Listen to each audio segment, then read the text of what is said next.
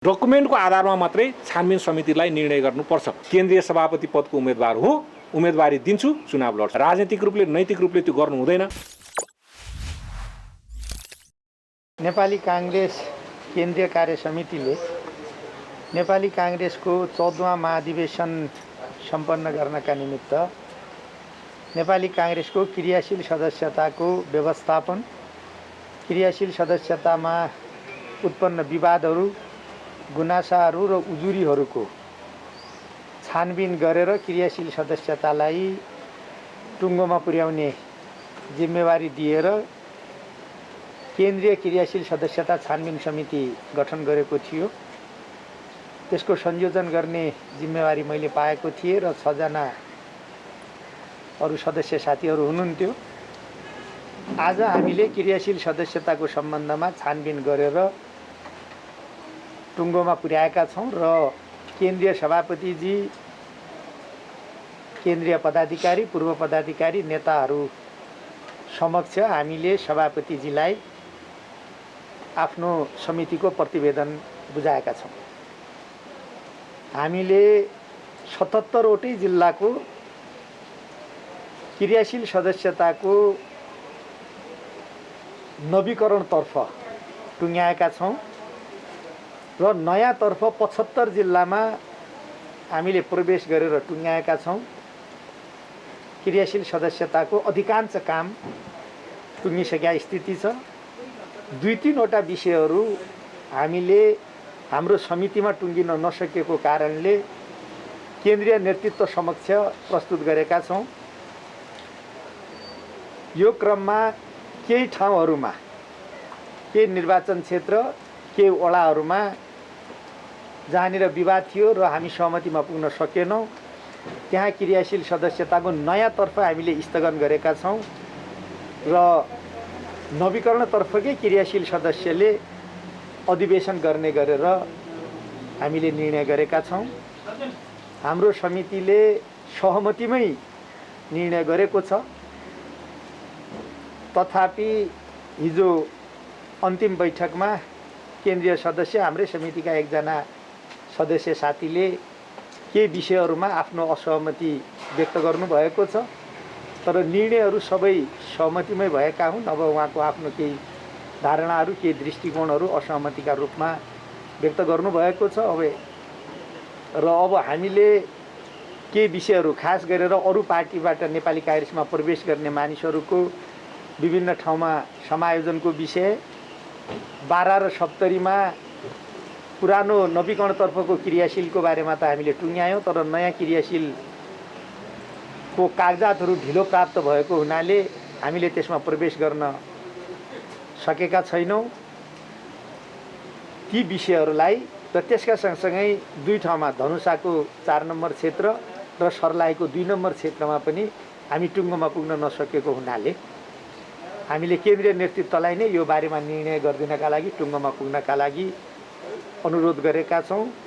अरू प्राय सबै ठाउँमा क्रियाशील सदस्यता सम्बन्धी विषय टुङ्गोमा लागिसकेका छ र यसले आगामी महाधिवेशन गर्ने विषयलाई सहज पारेको छ। अब महाधिवेशन गर्ने कुरा अगाडि बढ्नुपर्छ भन्ने मलाई लागेको छ। धन्यवाद।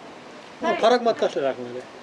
कल्याण गुरुङजीले के फरक मत राख्नु? तपाईहरुको तहबाट छानबिन समितिले स्थगित गरेको क्षेत्र कति वडाहरू अनि यहाँ पदाधिकारीलाई पठाउनु भएको कति छ? त्यो त हाम्रो प्रतिवेदन नै छ। योभन्दा पहिला पनि जस्तो 13वां महाधिवेशनमा 33 वटा निर्वाचन क्षेत्र स्थगित भएका थिए र केही वडाहरू पनि स्थगित भएको थिए। अहिले त्यति ज्यादा स्थगन भएको छैन। कहीँनिर चाहिँ त समायोजनसँग अरू पार्टीबाट आएका मानिसहरूको बारेमा चाहिँ त हाम्रो समिति निर्णयमा पुग्न नसके हुनाले केही ठाउँ स्थगन भएको छ, केही क्षेत्रहरू होइन भने धेरै क्षेत्र चाहिँ त स्थगन भएको छैन। तर केही निर्वाचन क्षेत्रहरू, सीमित निर्वाचन क्षेत्रहरू र केही वडाहरू स्थगन भएको छ। त तपाईहरुले प्रतिवेदन बुझाइसकेपछि वडाको नयाँ मिति पनि तय गर्ने केही विषय प्रवेश पाएर अब यसका बारेमा त केन्द्रीय कार्य समितिले निर्णय गर्ने हो र यो क्रियाशील सदस्यताको बारेमा पनि हामीले सभापतिजीलाई बुझाएका छौँ। यो विषय पनि केन्द्रीय कार्य समितिमा जान्छ र केन्द्रीय कार्य समितिले छलफल गरेर टुङ्ग्याउने हाम्रो परम्परा पनि छ, पद्धति पनि छ। हामीले त्यो गरिसकेका छौँ र अधिकांश ठाउँको क्रियाशील सदस्यताको हामीले प्रिन्ट पनि गरिसकेका छौँ। वडासम्म जाने नै कपी पनि प्रिन्ट भएको छ। त्यस कारण क्रियाशील सदस्यतामा धेरै ज्यादा समस्या छैन। केही जुन समस्याहरू रहेका छन् त्यो केन्द्रीय नेतृत्व तहबाट नै टुङ्गो लाग्ने गरेर हामीले ल्याएका छौँ। अनेक जुनमा विवादहरू थियो र जसमा असन्तुष्टि भएर अहिलेसम्म पार्टी कार्यालयमा समेत धर्ना बसिरहेको थियो, त्यही विषयहरू चाहिँ टुङ्गो लागेन। त्यसको मतलब मैले भने नि त केही ठाउँहरू, केही सीमित ठाउँहरूको बारेमा हाम्रो समितिमा पनि एकमत हुन सकेन।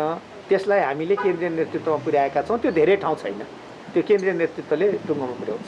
यो बैठकमा केन्द्रीय निर्वाचन समितिको तर्फबाट प्रस्तुत भएको प्रतिवेदनमा मैले व्यक्तिगत रूपमा केही फरक मतहरू राखेको छु र यो फरक मत मैले आज मात्रै राखेको होइन, समितिकामा पहिलेदेखि नै मैले यो फरक मतहरू राखिरहेको थिएँ र त्यो फरक मत समाधान होला भनेर सोचेको थिएँ। तर ती फरक मतहरू मैले राखेका जुन विषयहरू थिए ती समाधान नभएको कारणले आज प्रतिवेदन बुझाउँदाको बखत मैले बाध्य भएर फरक मतहरू राख्नुपर्ने स्थिति निर्माण भयो। पहिलो कुरा, समितिका कुनै पनि निर्णयहरू गर्दाखेरि लिखित डकुमेन्टको आधारले गर्नुपर्छ। हाम्रो समितिका निर्णय गर्ने केही आधारहरू निर्माण भएका छन्। ती आधारहरूमा नेपाली काङ्ग्रेसको विधान, नियावली, केन्द्रीय समितिका निर्णयहरू, केन्द्रीय समितिले पठाएका परिपत्रहरू र अहिले निर्माण भएको मापदण्डको आधारभित्र रहेर सहमतिको आधारमा निर्णयहरू गर्ने भनेर हामीलाई त्यो म्यान्डेट प्राप्त छ।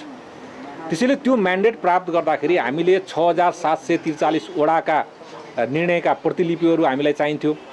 त्यसै गरेर 753 स्थानीय तहका निर्णयका प्रतिलिपिहरू चाहिन्थ्यो। 330 प्रदेश सभाका निर्णयका प्रतिलिपिहरू चाहिन्थे। 165 प्रतिनिधि सभा निर्वाचन क्षेत्रका निर्णयका प्रतिलिपिहरू चाहिन्थे। 77 वटा जिल्ला कार्य समितिका निर्णयका प्रतिलिपिहरू चाहिन्थे। तर ती कुनै पनि निर्णयका प्रमाणित प्रतिलिपिहरू बगैर केवल उजुरीको आधारमा मात्रै जसरी निर्णयहरू भए ती निर्णयहरूप्रति मैले पूर्ण रूपले असहमति राखेको छु। किनकि कुनै पनि छानबिन समितिले गरेको निर्णयलाई वैधानिकता प्राप्त गर्नको निम्ति डकुमेन्टहरू आवश्यक हुन्छ र डकुमेन्टको आधारमा मात्रै छानबिन समितिलाई निर्णय गर्नुपर्छ। डकुमेन्ट बिना गरिएको निर्णयहरूले अब के अर्थ राख्छ, के महत्त्व राख्छ, त्यो चाहिँ प्रश्नवाचक चिन्ह रहेकोले मैले नोट अफ डिसेन्ट लेखेँ। सबै जिल्लाको त्यस्तो कुनै पनि अहिलेसम्म कुनै पनि ठाउँको हामीले डकुमेन्ट प्राप्त गरेका छैनौँ। कुनै पनि ठाउँका डकुमेन्ट प्राप्त गरेका छैनौँ। त्यसैले मैले त्यसमा असहमति राखेँ। लिखित रूपमा नै मैले नोट अफ डिसेन्ट राखेको छु। दोस्रो, विश्वासको सङ्कट चुलिँदै गएपछि एउटा विश्वासको वातावरण निर्माण गर्नको लागि कति नवीकरण भए र कति नयाँ क्रियाशील सदस्य इन्ट्री भए। आजसम्म भएका जुन नवीकरण भएमा इन्ट्री भएका क्रियाशील सदस्यहरू र नयाँ इन्ट्री भएका क्रियाशील सदस्यहरू वेबसाइटमा चाहिँ सबैले हेर्न पाउने, सहज र सुलभ तरिकाले सबैले हेर्न पाउने गरेर चाहिँ वेबसाइटमा राख्नुपर्छ। वेबसाइटमा आजको मितिबाट राखिदिने हो भने सबैले हेर्न पाउनेछन् र त्यसले एउटा निष्पक्षता निर्माण गर्छ, एउटा पारदर्शिता निर्माण गर्छ भनेर त्यो निर्णय गरौँ भनेर भने त्यो निर्णय हुन सकेन। निर्णय पनि भएन, त्यसको कार्यान्वयन पनि भएन र त्यसको निर्णय हुनुपर्छ र कार्यान्वयन हुनुपर्छ भनेर मैले असहमति राखेको छु। तेस्रो असहमति के हो भने निम्नतम सङ्ख्या नपुगेका ठाउँहरू जस्तै 45 वडा गाउँपालिकाको वडामा 45 वटा क्रियाशील सदस्य हुनुपर्ने, नगरपालिकाको वडामा 51 वटा क्रियाशील सदस्य हुनुपर्ने, उपमहानगरपालिकाको वडामा 57 वटा क्रियाशील सदस्य हुनुपर्ने र महानगरपालिकाको वडामा 63 वटा क्रियाशील सदस्य निम्नतम हुनुपर्ने भनेर निम्नतम सङ्ख्या अपुग भएको ठाउँमा क्रियाशील सदस्यहरू माग भएर फर्महरू गयो। तर जति माग भएर फर्महरू गए त्योभन्दा बढी मात्रामा क्रियाशील सदस्य इन्ट्री भएका छन् कि छैनन् भनेर भेरिफाई गर्न आवश्यक हुन्थ्यो। किनकि निम्नतम सङ्ख्या अपुग भयो भनेर क्रियाशील सदस्य लिएर जाने, तर त्योभन्दा बढी बढ्दाखेरि अरूलाई इन्जस्टिस हुन सक्ने सम्भावना बढिरहन्छ। त्यो कारणले गर्दा त्यसको भेरिफाई गर्नुपर्छ र भेरिफाई गरौँ भन्दा त्यसको पूर्ण रूपले भेरिफाई नभएको कारणले मैले नोट अफ डिसेन्ट लेखेँ र नोट अफ डिसेन्ट मैले लिखित रूपमा नै मैले राखेको छु। र अर्को कुरा के हो भने आज जुन किसिमको विश्वासको वातावरण एउटा धमिलिएको छ त्यसमा कतिपय ठाउँमा हामीले निर्णय गर्दा के भनेका छौँ भने चारै तहका निर्णयका प्रतिलिपिहरू चाहिन्छ। नवीकरणको हकमा 5 तहको, वडा कार्य समिति, पालिका कार्य समिति, प्रदेश कार्य समिति, प्रतिनिधि सभा क्षेत्रीय कार्य समिति र जिल्ला कार्य समिति नवीकरणको हकमा नयाँको हकमा 4 तहको बनेका छौँ। वडा कार्य समिति, पालिका कार्य समिति, प्रदेश सभा निर्वाचन क्षेत्र कार्य समिति र प्रतिनिधि सभा निर्वाचन क्षेत्रीय कार्य समिति, यी सबैका जहाँ जहाँ निर्णयहरू भएका छन्, यी निर्णय भएका जुन जुन ठाउँहरू छन् त्यो कार्यान्वयन हुनु पर्यो नयाँको हकमा। अब 4 तहको निर्णय भएको छ, त्यस्तालाई रोक्न मिल्दैन, सहमति भएन। त्यो कारणले यदि 4 तहबाट निर्णय भएर आएको त्यसलाई रोक्ने हो भने त्यसले राम्रो गर्दैन। दोस्रो, 4 तहका निर्णयहरू भएका छैनन् तर सहमतिको आधारले त्यसलाई चाहिँ लागू गर्ने भन्न पनि मिलेन। त्यसो सहमतिको आधारमा प्रक्रिया मिच्न पाइएन। प्रक्रिया पुरा गरेको छ भने सहमति नभएको आधारमा त्यसलाई रोक्न पनि पाइएन। त्यो भएको कारणले पनि मैले लिखित रूपमा नोट अफ डिसेन्ट लेखेको छु र त्यस्ता भएका ठाउँहरूमा नोट अफ डिसेन्ट राखेको छु।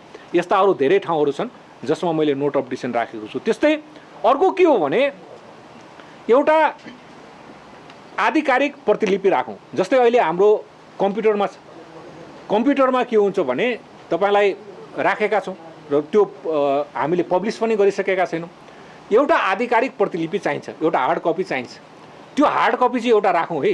एउटा हार्ड कपी भएन भने भोलि कम्प्युटरमा एकछिनलाई मानौँ कतै एडिट भयो, कुनै कुरा डिलिट भइदियो, या कम्प्युटर सिस्टम नै एक किसिमलाई केही चाहिँ फरक पर्यो, या के अहिले चाहिँ विभिन्न किसिमका साइबर चाहिँ के भन्ने त्यसलाई होइन, त्यो किसिमको चाहिँ साइबरलाई ह्याक गर्ने चाहिँ चलन छ। भोलि चाहिँ साइबर केही भयो भने त्यसको आधिकारिकताको लागि एउटा हार्ड कपी राखौँ।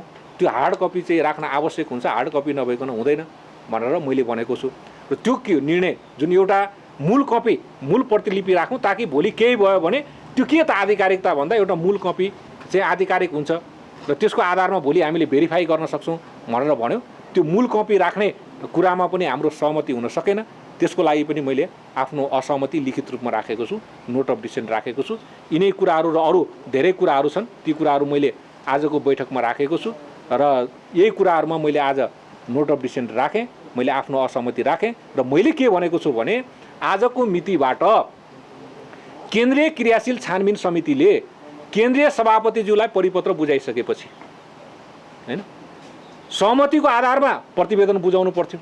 मैले यदि सहमतिको आधारले मात्रै निर्णयहरू कार्यान्वयन हुन्छन् भने सहमतिको आधारले प्रतिवेदन पनि त सहमतिको आधारले आउनु पर्यो नि। मैले नोट अफ डिसेन्ट लेखिसकेपछि त प्रतिवेदन सहमतिको आधारले त आएन। मैले त नोट अफ डिसेन्ट लेखेँ भन्दा त्यो प्रतिवेदन भोलि कार्यान्वयन हुने कि नहुने। त्यसैले सहमतिको नाममा विधि प्रक्रियालाई मिच्न मिलेन, विधि प्रक्रिया अन्तर्गत राख्नु पर्यो हैन। सहमति नभएको नाममा चाहिँ विधि प्रक्रिया नपुगेर आएको या पुगेर आएको त्यसलाई चाहिँ हेर्नु पर्यो भनेर मैले आज भनेको छु।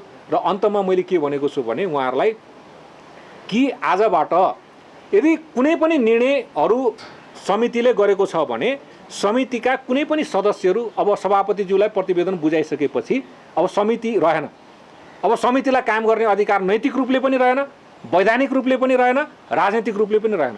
त्यसैले अब समितिले कुनै पनि नाम इन्ट्री गर्ने, कुनै पनि नाम एडिट गर्ने, कुनै पनि नाम डिलिट गर्ने र अन्य कुनै निर्णय गर्ने आजबाट त्यो अधिकार रहँदैन।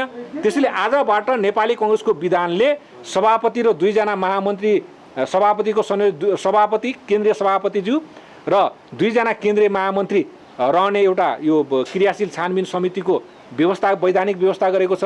त्यो वैधानिक व्यवस्था अनुसार सभापतिज्यू र 2 जना महामन्त्रीज्यूको समितिले नै अब आजदेखि हेर्ने हो।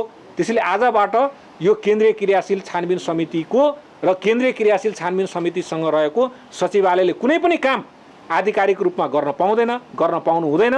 वैधानिक रूपले, राजनीतिक रूपले, नैतिक रूपले त्यो गर्नु हुँदैन भनेर त्यो कुरा पनि राखेको छु।